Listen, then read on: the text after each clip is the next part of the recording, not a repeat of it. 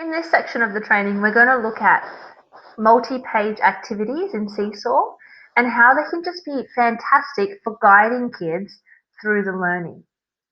So I wanted to show you first of all an example. So you saw before, this is where the choice board went, and then you get the option to add a template. So I wanted to show you an example of a template that I had put in before. Now I made this, which I'll show you how to do. In the activity section, I made it in the drawing tool, and you can add photos and you can add text. And so you can see that I got the kids, there were spots here for them to add photos. And so it took them through step by step to put a photo of their learning there, right to the end, where we actually had a recording page where the kids were able to record their answers to those questions as just reflection on their own learning. And I'll show you what it looks like when it's finished. This was finished by one of the students who they're able to easily change the background, and they inserted their pictures of the steps along the way. And you can see that when they tested it, they then labeled the capacity of each of the glasses. And then here, this is where they've recorded their.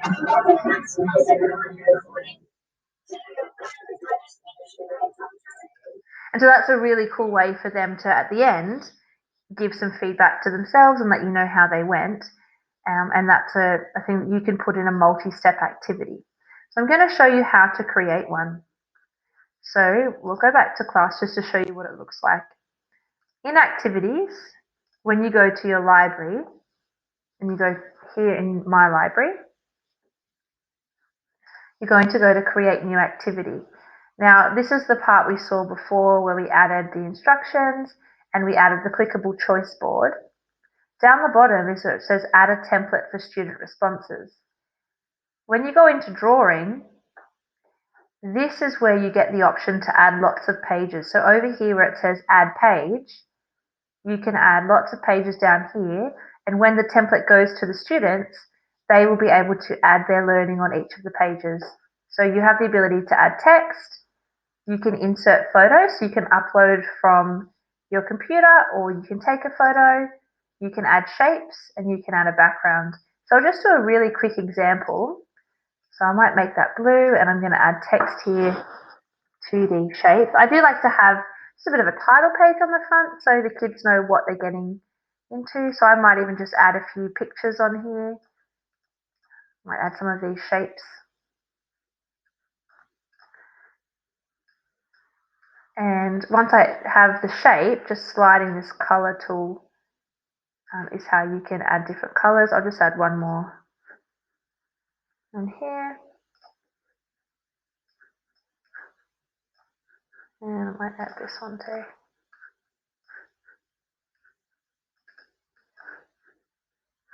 Oops.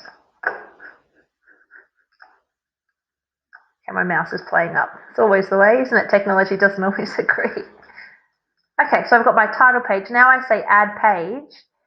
This is where I could add a title, oops, so you can draw as well, as you can see. So these tools are great. So you could say here, 2D shapes in my home. And you could get students to add photos of 2D shapes they see around the house. And you can even add, sometimes I like to add a little shape, and I just put the instructions inside this shape.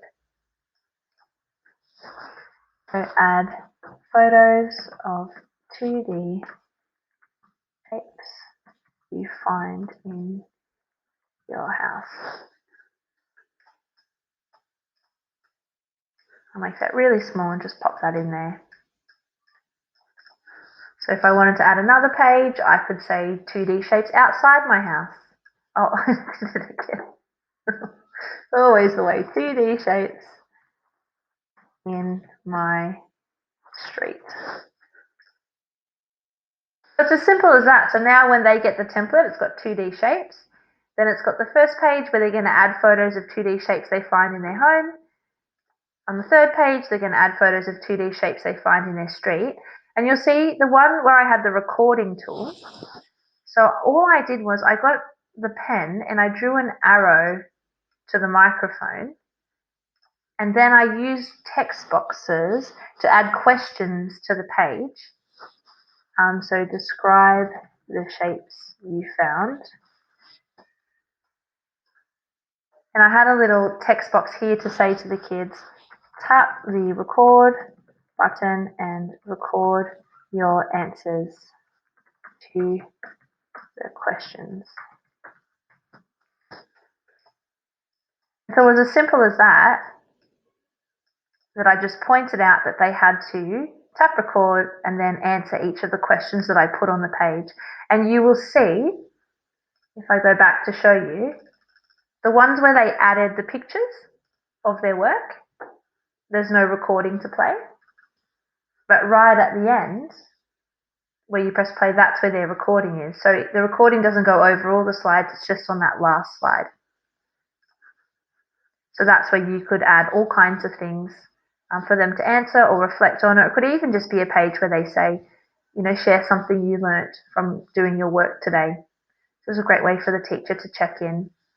You could also add another page at the end that says teacher feedback. And when this comes back from the students, you could then add your feedback to that last slide, and then you can send it back to them as well. So that might be a possibility too, that you just want to have right at the end a place where you can give a score, give a grade, or give some feedback using the recording tool. Once you finish that, you hit the tick, and then that is there, and that goes to every student when they open up the activity.